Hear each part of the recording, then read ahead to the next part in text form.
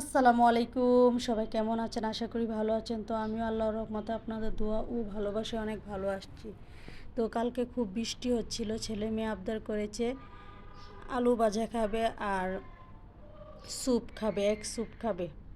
Chicken স্যুপের থেকে বেশি এক স্যুপ পছন্দ করে এরা।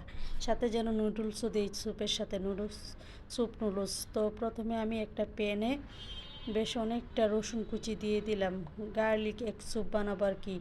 রসুনটা যখন ব্রাউন কালার হয়ে আসবে তখন আমি দিয়ে দেব পানি, 3 কাপের মতো পানি। তারপর দিয়ে দিলাম গোলমরিচ গুঁড়ো অনেকটা, তারপর দিয়ে দিলাম টমেটো সস 3 চামচের মতো, সয়া সস দিয়ে দিলাম, তারপর একটু লাল মরিচের গুঁড়া দিয়ে দিলাম।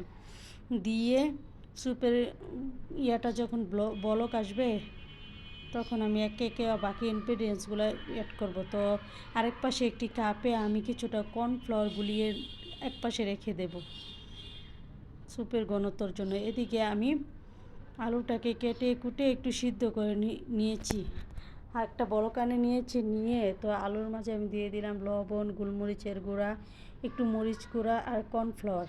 আমি আমার মতো ভাজছি, আপনারা আপনাদের পছন্দ অনুযায়ী ভেজে নেবেন। তো প্যানে তেল গরম করে আলুটাকে আমি কম তেলে ভাজবো। অন্য সময় ডুবা তেলে ভাজি, একটু কম তেলে ভাজলেও অনেক মজা লাগে, ক্রিস্পি হয়, খারাপ হয় না, খেতে অনেক মজা হয়।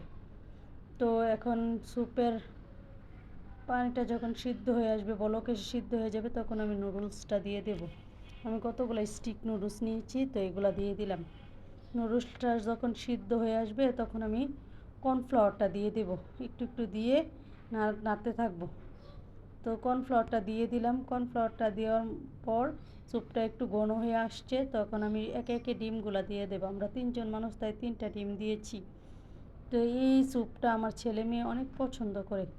তো বৃষ্টি হচ্ছিল বলে কালকে বিকালবেলা তো এই স্যুপের বায়না করেছে আর কি। তো এখন দিয়ে দিলাম লেবুর রস। লেবুর রসটা দিলে একটু মিষ্টি ফ্লেভার, একটু টক ফ্লেভার। আমি মাঝখান দিয়ে একটু চিনিও দিয়ে দিয়েছিলাম যেন একটু মিষ্টি, একটু ঝাল, একটু টক টক লাগে। স্যুপটা খেতে অনেক মজা। আমার কাছে ঝালটা একটু কম মনে হয়েছিল, তো আমি আরেকটু গোলমরিচ দিয়ে দিলাম। টকটা একটু কম মনে হচ্ছিল, তো আমি আরেকটু লেবুর রস দিয়ে দিলাম। দিয়ে সবশেষে আমি কিছুটা কাঁচামরিচ কুচি দিয়ে দিলাম, আরও একটু লেবুর রস দিয়ে দিচ্ছি।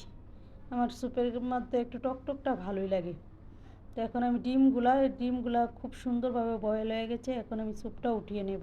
দেখুন কালারটা মাশাআল্লাহ কি সুন্দর এসছে, খেতে অনেক মজা হয়েছিল। তো এদিকে আমি আলুটাকেও খুব ভেজে নিচ্ছি। আলুটা একদম প্রায় ভাজা ভাজা হয়ে গেছে, আর একটু ভাজা হলে উঠিয়ে নেব। এই তো আমার আলুটা হয়ে গেছে, তো স্যুপটাও হয়ে গেছে। তো আমি একসাথে আলাদা আলাদা পাত্রে তুলে নেব স্যুপটাকে। তো সার্ভ করে দিয়ে দিলাম ছেলেকে মেয়েকে। দেখুন স্যুপের কালারটা আর ঘনত্বটা, খেতে এত মজা লাগছিল। স্যুপের মাঝে এইভাবে এক স্যুপ করলে কিছুটা নুডলস দেবেন, খেতে খুব মজা লাগে। তো পেটও ভরে, একটু ভরপুর, একটা সন্ধ্যার সময় একটা ভরপুর নাস্তা দিতে হয় ছেলে মেয়েকে, তাই আমি সাথে কিছুটা নুডলস অ্যাড করে দিলাম।